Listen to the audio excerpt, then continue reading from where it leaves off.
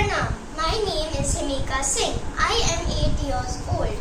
Today I will be reading a letter written by me to my loving papa. My papa is in USA right now. And this is for him. Dear Papa, how are you? I really miss you because you're the best papa in the whole wide world. Please come back safely after the lockdown. I really wish COVID-19 didn't happen. I love you lots. One day, we went to Elephanta Island.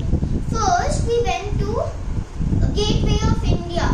Then, we went for a boat ride. The boat ride was very bumpy and we saw big ships in the sea. Upon reaching the island, we were riding a toy train first. Then we went to Elephanta Caves. There were big shivlings of Shivji over there. After that, we had our lunch. I had ice cream. Then we went back to the ship. It was very pleasant.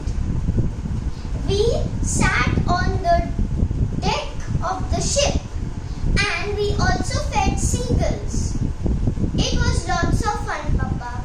I really wish you were there on this trip to Elephanta.